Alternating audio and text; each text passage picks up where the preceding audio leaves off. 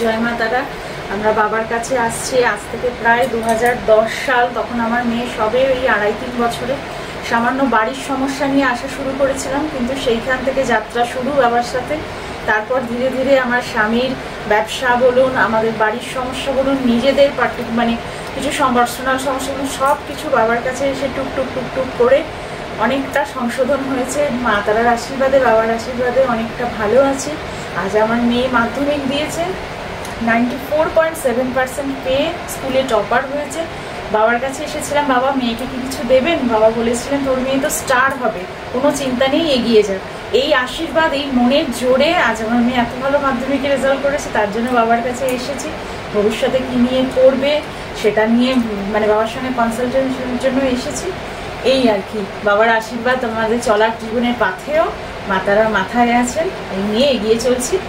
আর বাবার কাছে আপনারা আরও সবাই আসুন, আসলে মানে বুঝতে পারবেন মানুষটাকে যতটা ফোনের মাধ্যমে বা টিভির মাধ্যমে দেখা যায়, তার থেকেও সামনে থেকে আসলে উনি কতটা প্রাণবন্ত আর কতটা আমাদের ভালোবাসেন।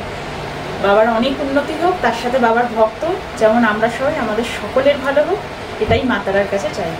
জয় মাতারা। নমস্কার, সকলকে প্রীতি শুভেচ্ছা। অ্যাস্ট্রোলজার তপন শাস্ত্রী বলছি। আমি সঞ্চার নিয়ে বলছি, গ্রহ নিয়ে বলছি, হাত নিয়ে বলছি, সমস্ত দিকে আপনাদের সামনে ওয়াকেবল করাচ্ছি। এখন গ্রহের পজিশন কি, গ্রহের মুভমেন্ট কি, ট্রানজিট কোথায়, কার কোন গ্রহের গোচর হচ্ছে, ট্রানজিট হচ্ছে, এর উপর নির্ভর করে কিন্তু আমাদের জীবন আপস অ্যান্ড ডাউনের মধ্যে চলে। সেটা আমি যা আপডেট পাচ্ছি আপনাদের সামনে তুলে দিচ্ছি। আপনারা অনুষ্ঠান দেখছেন, খুব ভালো লাগছে, আমি বুঝতে পারছি, অনেক কমেন্ট করছেন এবং অনেকে অনুষ্ঠানটা দেখছেন আমার। আজকে আমি যে সঞ্চারটা নিয়ে বলবো সেটা হচ্ছে মঙ্গলের সঞ্চার। আগামী 26শে আগস্ট মঙ্গলের সঞ্চার অলরেডি হয়ে গেছে। আমার প্রোগ্রামটা করতে একটু দেরি হয়ে গেছে। 26শে আগস্ট মঙ্গলের সঞ্চার 3:25, মানে বিকালবেলা 3:25-এ মঙ্গলের সঞ্চার হয়েছে। কোথায় মঙ্গলের সঞ্চার হয়েছে? বৃষ রাশি থেকে মিথুন রাশিতে মঙ্গল কিন্তু এসেছে এবং সেটা 20 অক্টোবর পর্যন্ত থাকবে। কিন্তু এই যে স্প্যানটা, এই যে ক্ষণটা, এই যে টাইমটা, এই যে সময়টা, এই সময়ের মধ্যে অনেক কিছু রাশির পরিবর্তন কিন্তু হবে। মঙ্গলকে আমরা একটা সেনাপতি গ্রহ বলি, কিন্তু মঙ্গল একটা পুরুষ গ্রহ, সেনাপতি গ্রহ, দক্ষিণ দিকের অধিপতি গ্রহ মঙ্গল। তেজ, সাহস, পুরুষাকার, অদম্য শক্তি, ইচ্ছা শক্তি, গাম্ভীর্য, মহানুভবতা, এর আগে মঙ্গল নিয়ে বলেছি, ন্যায় বিচার। এবং মঙ্গল হচ্ছে ভ্রাতার কারক গ্রহ। বুধ যেমন মাতুলের কারক গ্রহ, আমাদের বৃহস্পতি, আমাদের রবি পিতার কারক গ্রহ, আমাদের চন্দ্র মাতার কারক গ্রহ, বুধ মাতুল মামার কারক গ্রহ, মঙ্গল ভ্রাতার কারক গ্রহ, শুক্র সন্তান সন্ততির কারক গ্রহ, বৃহস্পতি জ্ঞান চেতনা বিবেক বৈরাগ্যের কারক গ্রহ। তো এই যে পাচ্ছি, মঙ্গল একটা অগ্নি রাশি, একটা ফায়ার প্ল্যানেট। কিন্তু সেই মঙ্গলের সঞ্চার কোথায় হচ্ছে? একদম 26শে আগস্ট 3:25 বিকেলবেলা হয়ে গেছে অলরেডি। মিথুন রাশিতে কিন্তু মঙ্গল সঞ্চার করছে, 20 অক্টোবর পর্যন্ত থাকবে। আবার 20 অক্টোবরের পর কিন্তু প্রচণ্ডভাবে একটা ভাইটাল জিনিস আমরা বলবো পরে, কারণ 20 অক্টোবর তার পরের ঘর কর্কট রাশিতে নিচস্থ অবস্থায় মঙ্গলের অধিষ্ঠান হবে। ওই জায়গায় কিন্তু কর্কটে মঙ্গল কিন্তু নিচস্থ, যার ফলে ওইখানে কিন্তু কিছু ভালো মন্দ ফলটা কিন্তু হবে এবং বক্রগতি হবে, সেটা 20 অক্টোবরের পর। তো এই জায়গাগুলো কিন্তু আমরা পাচ্ছি। এই মঙ্গলের দৃষ্টি কোথায় থাকে? চতুর্থে, সপ্তম এবং অষ্টমে মঙ্গলের দৃষ্টি থাকে। মঙ্গল এক রাশিতে 40 থেকে 50 দিনের মতো থাকে, আর 550 থেকে 600 দিনের মধ্যে এক একটা আমাদের রাশিচক্রে থাকে। তো এই যে সঞ্চার, এই সঞ্চারের ফলে কার কি ভালো হতে পারে? বিশেষ করে বলবো মেষ রাশি। মেষ রাশির কিন্তু তৃতীয় এই জায়গাটা ঘটেছে। কি ঘটেছে?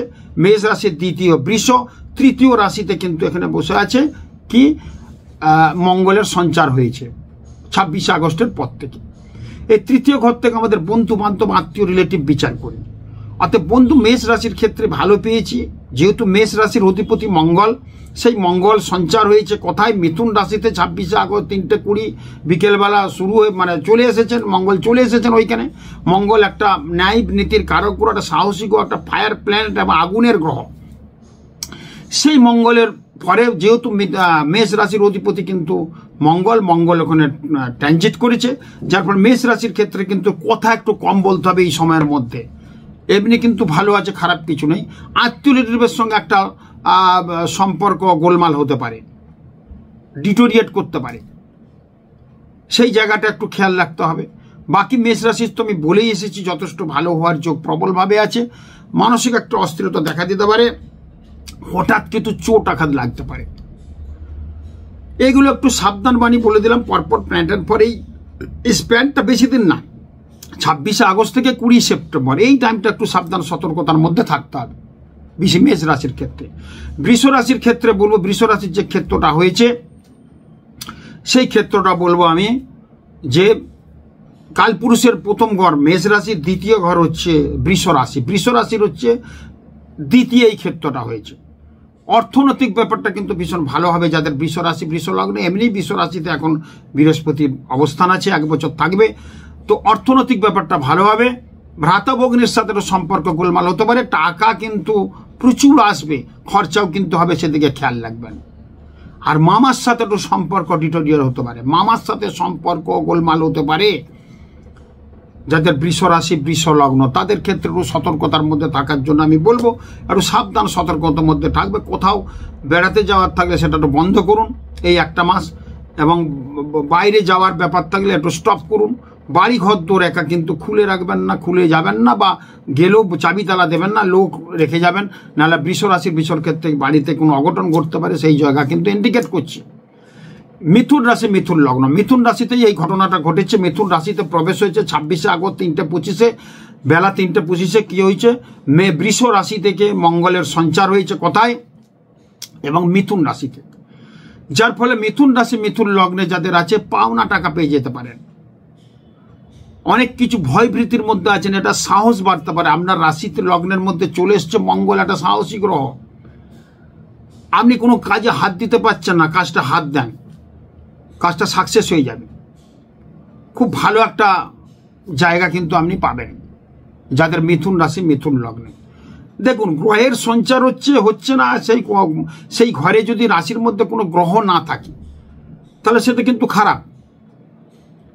রাশির মধ্যে মানে আপনার ঘরটা শূন্য আছে, ভালো লাগবে কি, ঘরে লোকজন আছে, সেরকম কোনো ঘরে যে 12টা ঘর আছে, 12টা ঘরের সঞ্চারটা কিন্তু একটা বিরাট, সে ভালো হোক মন্দ হোক সঞ্চারটা কিন্তু ভীষণ ভালো কাজ দেয় আমাদের।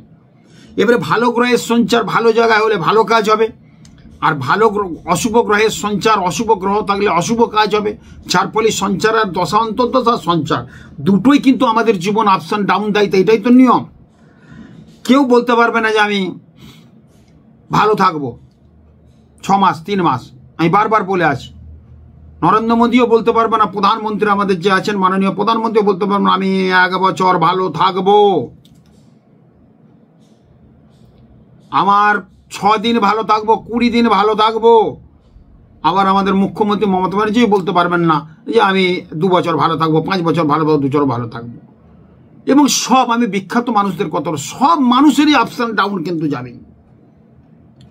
আর আপস অ্যান্ড ডাউনসটা কেন যায়, সেটা হচ্ছে গ্রহের ট্রানজিট, প্ল্যানেটারি পজিশন, গোচরগত ফলে। আর কি হয়, দশা অন্তর্দশা। আমার যখন দশা ভালো চলবে, আমার হরস্কোপে ভালো দশা, বৃহস্পতি ভালো আছে, তার দশা চললে ভালো হবেই। বৃহস্পতি ছকে খারাপ আছে, কারণ মকরের ঘরে বৃহস্পতি বসা আছে, তার দশা চলছে, খুব একটা ভালো হবে না। বৃহস্পতির যে ফলটা দেওয়ার কথা দেবে না। বৃহস্পতিকে থাকতে হবে কোথায়, কর্কটের ঘরে, এবং বৃহস্পতিকে থাকতে হবে মেষের ঘরে, বৃহস্পতিকে থাকতে হবে ধনুর ঘরে বা মিনের ঘরে, তাহলে তার দশা চললে কিন্তু ভীষণ ভালো ফল হয়। মিলিয়ে নেবেন আমাদের কথা। এই জন্যেই কিন্তু প্রত্যেকটা মানুষের কিন্তু গ্রহগত কারণেই কিন্তু ডিস্টার্ব, এই গ্রহ কারণেই কিন্তু মানুষের জীবন গোলমাল চলে। এখন এই যে আমাদের ঘটনা, বিরাট একটা ঘটনা ঘটে গেল আরজি কর নিয়ে, তো যাকে ধরা হয়েছে সিবিআই জিজ্ঞাসা করে, সে কোনোদিন ভাবতে পেরেছিল এরকম একটা পরিস্থিতি আসবে? দোষ ত্রুটি পরের ব্যাপার, তাকে তো ধরে সিবিআই ডিস্টার্ব করছে বা তাকে ডেকেছে, বা তার যদি প্রকৃত দোষী তো শাস্তি হবেই বা পাওয়া উচিত, আমরা সবাই তাই মনে করি। কিন্তু সে ভাবতে পেরেছিল, বা যে জেল কাস্টডিতে আছে আরজি কর কাণ্ড নিয়ে, সে ভাবতে পেরেছিল আমাকে, সে তো ডেলি শুনেছে ড্রিঙ্কস করছে, মদ খাচ্ছে, অবারিত তার বিভিন্ন রকম ব্যাপার। সে ভাবতে পেরেছিল, সে ভাবছে কি চিরদিনই কারো নাই সমান যায়, সে ভাবছে এরকমই যাবে সারা জীবনটা। কি ঘটনা ঘটে গেল, আমরা নিশ্চয়ই বিচার পাবো তার, সেই আশায় কিন্তু বসে আছি আমরা।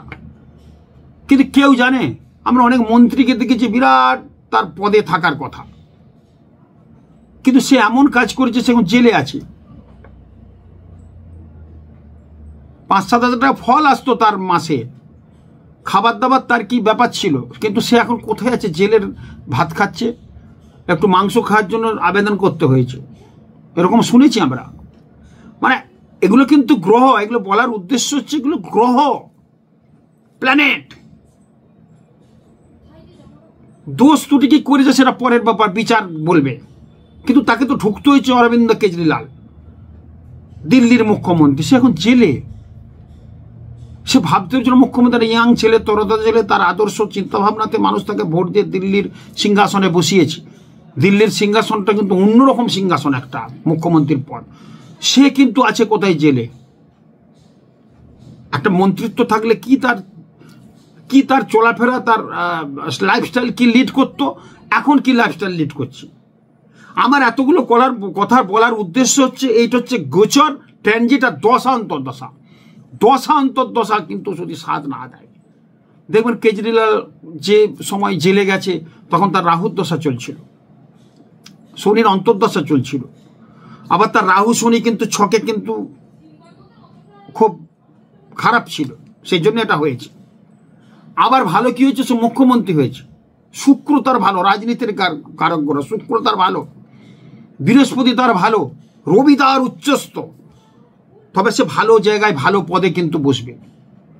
তো এই জায়গাগুলোকে বলবো, এইগুলো বলার উদ্দেশ্য হচ্ছে প্ল্যানেটারি পজিশন যাদের খারাপ থাকবে এবং দশান্তর্দশা খারাপের ফলেই কিন্তু এই উচ্চ নিচ জীবনটা আমাদের কিন্তু হয়।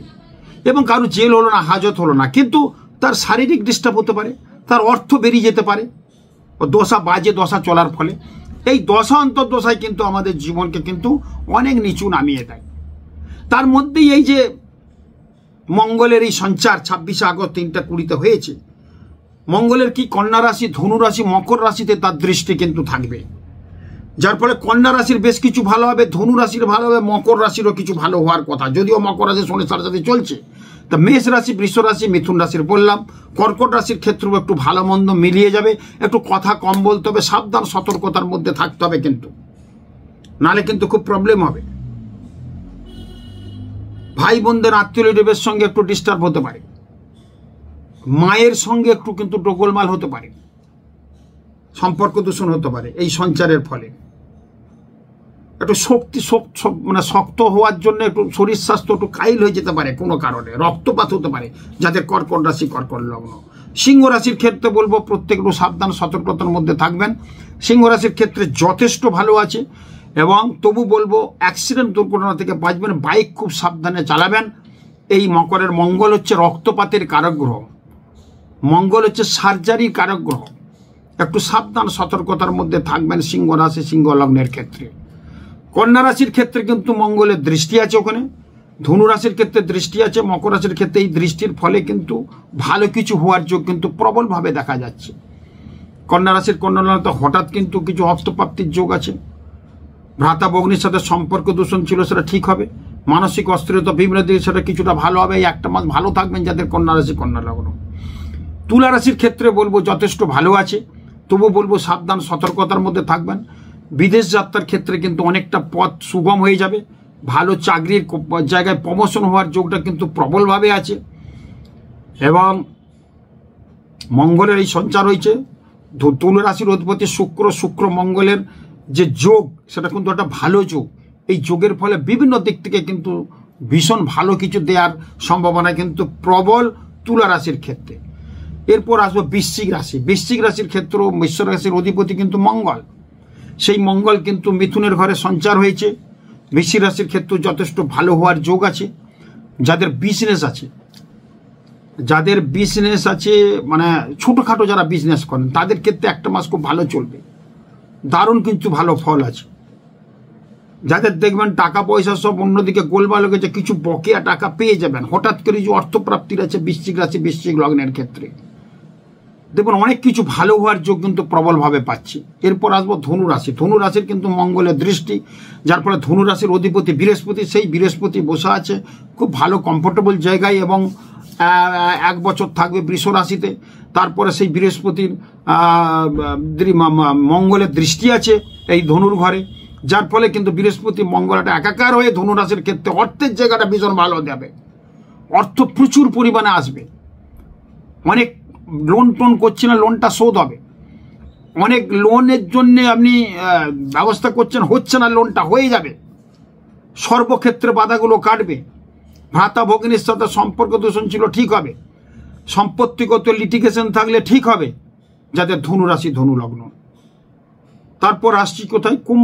মকর রাশি। মকর রাশি তো মঙ্গলের দৃষ্টি, আবার এই মকর রাশিতে মঙ্গল কিন্তু আবার উচ্চস্থ, যার ফলে মকর রাশির ক্ষেত্রে যে খারাপ ছিল 1-1.5 মাস খুব ভালো আছে, দেখবেন খুব ভালোভাবে থাকার একটা যোগ কিন্তু চলে আসছে, হঠাৎ অর্থ পাওয়ার যোগ আছে, বিদেশে চাকরির ক্ষেত্রে খুব ভালো যোগ, চাকরির ক্ষেত্রে প্রমোশন হতে পারে, যারা চাকরি পাচ্ছে না তারা কিন্তু নতুন করে চাকরি পাওয়ার যোগ প্রবল হয়ে উঠবে, প্রেম প্রেমিকা যারা প্রেম যারা করছেন তাদের ক্ষেত্রে কিন্তু অনেকটা ভালো পথে নিয়ে যাবে, অনেকদিন প্রেম করছেন, প্রেমটা গোলমাল ছিল, সেটা আবার জোড়া লাগবে, স্বামী স্ত্রীর মধ্যে একটা অশান্তির ডিস্টার্ব যেটা ঠিক হবে, যেহেতু মকরের দৃষ্টি আছে ওখানে মঙ্গলের ওখানে উচ্চস্থ স্থান, খুব ভালো একটা যোগ পাচ্ছি মকর রাশি মকর লগ্নের ক্ষেত্রে।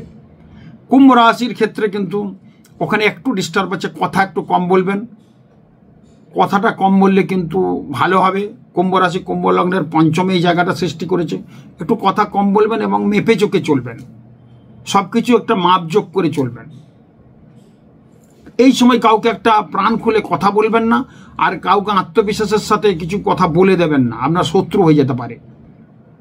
বাক সংযমটা কুম্ভ রাশির ক্ষেত্রে এই সময়টা খুব একদম ভাইটাল আমি মনে করি। বাক শক্তি, কথা একটু কম বলবেন, মেপে চোখে চলবেন এবং রাস্তাঘাটে চলবেন, সাবধানে চলবেন, হঠাৎ করে অ্যাক্সিডেন্ট দুর্ঘটনা হতে পারে, পিতা মাতার শরীর নিয়েও একটা খারাপ হয়ে যেতে পারে, এই সময়টা একটু সাবধান সতর্কতার মধ্যে থাকবেন। আমি হালকা জিস্ট বলে দিচ্ছি আপনাদেরকে সতর্কতার মধ্যে। এরপর আবার মীন রাশি মীন লগ্ন। মীন রাশির ক্ষেত্রে কিন্তু মীন রাশির অধিপতি বৃহস্পতি, সেই বৃহস্পতি বসে আছে তৃতীয় ঘরে, যার ফলে বৃহস্পতি এবং চতুর্থ ঘরে এই ঘরটা সৃষ্টি হয়েছে, যার ফলে বিভিন্ন দিক থেকে কিন্তু তার ভালো হওয়ার যোগ কিন্তু প্রবলভাবে আছে। হ্যাঁ, বুধ যেহেতু মঙ্গলের সঞ্চার হয়েছে, মঙ্গল এবং বৃহস্পতি এরা দুজনে কিন্তু মীন রাশির অধিপতি বৃহস্পতি, আর মঙ্গল আবার নাড়াচাড়া দিয়েছে, মঙ্গলের গুরুদেব কিন্তু বৃহস্পতি, যার ফলে মীন রাশির ক্ষেত্রে অর্থ আসার জায়গাটা ভালো আছে। এবং মীন রাশির ক্ষেত্রে কিন্তু আপনাদের একটু পুজো পাঠের মধ্যে থাকলে আরো উন্নতি হবে। মীন রাশির ক্ষেত্রে একটু বলবো বিভিন্ন মন্দিরে একটু পুজো পাঠ দেওয়ার জন্য বলবো, এই সময়টা খুব ভালো হবে। মীন রাশির ক্ষেত্রে একটু হনুমান চল্লিশা পাঠ করুন প্রতিদিন, মঙ্গলের এই সঞ্চারের ফলে খুব ভালো ফল দেবে আপনাদের, এবং অর্থনৈতিক ব্যাপারটা কিন্তু ভীষণ ভালো হবে। শুধু ভাতা ভগ্নির সাথে একটু আন্ডারস্ট্যান্ডিংয়ে গোলমাল হতে পারে, সেদিকে একটু খেয়াল রাখবেন, একটু কথা কম বলবেন। খুব ভালো থাকুন। এই সঞ্চারগুলো নিয়ে আমি ছোট ছোট করে বলতে থাকবো, আপনারা দেখুন, একটু আপনারা সতর্ক থাকলে কিন্তু ভীষণ ভালো হবে। এই সময়টা যে মঙ্গলের সঞ্চার হয়েছে, এই মঙ্গলের সঞ্চারের ফলে বিভিন্ন দিক থেকে আপনারা বিভিন্নভাবে বা কম বেশি ভালো মন্দ আমি জিস্ট বলে দিলাম, কিন্তু আপনারা এইভাবে যদি মেনে চলতে পারেন খুব ভালো হবে। এবং ভালো হওয়ার জন্যে আপনাদের কাছে আমি আর করজনের নিবেদন এবং বলা, এত কষ্ট করে আপনাদের বলি, খুব ভালো থাকুন। যেসব রাশির একটু খারাপ বললাম, সেই সব রাশির প্রত্যেকের উদ্দেশ্য যখন বাইরে বেরোবেন মুখে একটু কাঁচা দুধ দিয়ে বেরোবেন। প্রত্যেক রাশি এই সময়টা দিতে পারেন, কাঁচা দুধ মুখে দিয়ে দিতে পারেন, বা একটু দুধ খেয়ে নিয়ে যাবেন, খুব ভালো থাকবেন। কোনো বিপদ আপদ যেটা আছে সেটা হবে না। খুব ভালো থাকুন, নমস্কার।